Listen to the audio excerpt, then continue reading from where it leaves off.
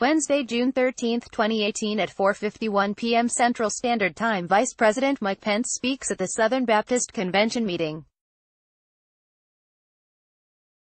Roger Mallison, Star-Telegram via AP. How do you turn a denominational meeting into a political campaign rally? Give Mike Pence the microphone. The vice president spoke Wednesday at the annual national gathering of the Southern Baptist Convention in Dallas. Though he began by speaking of his own awakening to the Baptist faith 40 years ago, he quickly moved into Stump speech mode. Most of the nearly 10,000 Messengers Baptist parlance for delegates responded with occasional cheers and several standing ovations. That's not a huge surprise. The SBC, the nation's largest Protestant denomination, is a pillar of the religious right, home to Trump apologist and Dallas megachurch pastor Robert Jeffress. The convention boasts about 3.5 million members in Texas, making it the state's second-largest religious group. What's more surprising, though not from a historical perspective, is that some in attendance were not at all happy that Pence had been given a speaking role. That divide highlights ongoing tensions among Baptists over whether and how the SBC should be involved in politics. Put simply, the way that one faction, represented by leaders like Jeffress, cozies up to the Trump administration dismays other Baptists, who can point to 2 centuries of Baptist teaching against entangling church and state. Southern Baptist Convention's annual meeting at the Dallas Convention Center, David Brockman, but Pence's speech sounded much more like something you'd hear at a political campaign stop than a church service. Tax cuts, immigration, the North Korea nuclear summit, the fight against what he called radical Islamic terrorism. Describing the Trump administration as 500 days of promises made and promises kept, Pence boasted that Trump's policies were creating a stronger America and stronger economy. The vice president, who delivered a similar speech in Dallas last month at the NRA convention, did throw some religious red meat to the convention center audience.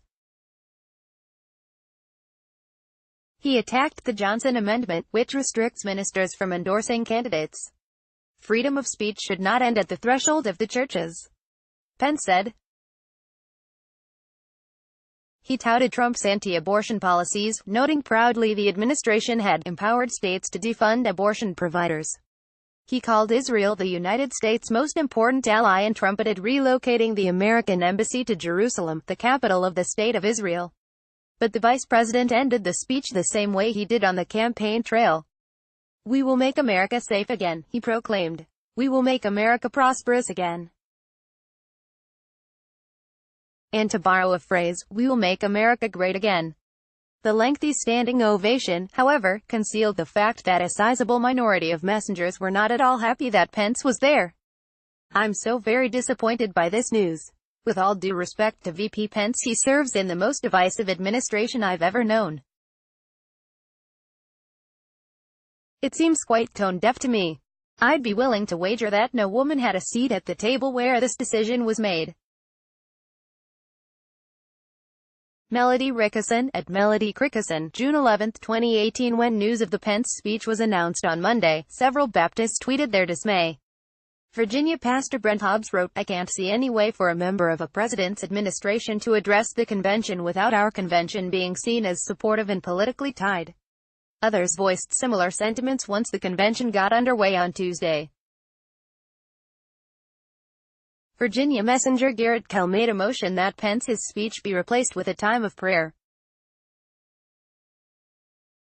Though acknowledging Pence as a born-again Christian and a Baptist, Kell said that for the SBC to feature any politician would send a mixed message to our members, suggesting that to be faithful to the gospel we ought to align with a particular administration.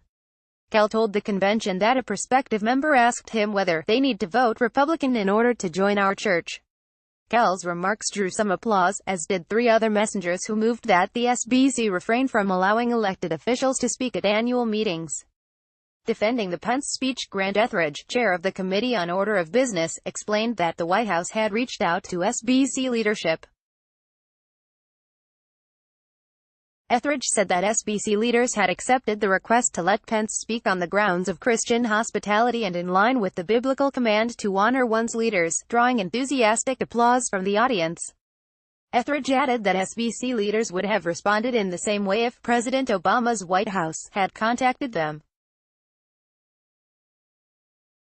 I can't see any way for a member of a president's administration to address the convention without our convention being seen as supportive and politically tied.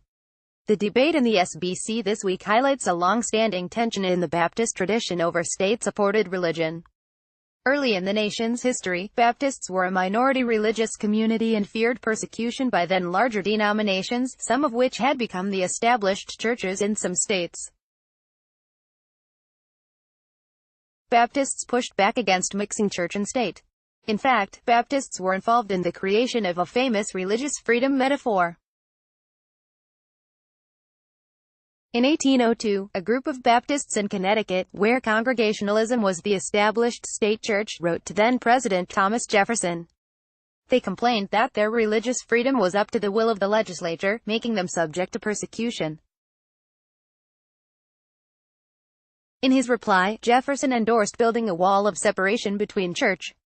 It receives a whole section in the SBC's 2000 Statement of Belief. Church and state should be separate. The church should not resort to the civil power to carry on its work. The gospel of Christ contemplates spiritual means alone for the pursuit of its ends. It's hard to square this with the vice president's extended political pep rally at the SBC meeting Wednesday. And that's a question Southern Baptists will likely be struggling with for some time to come.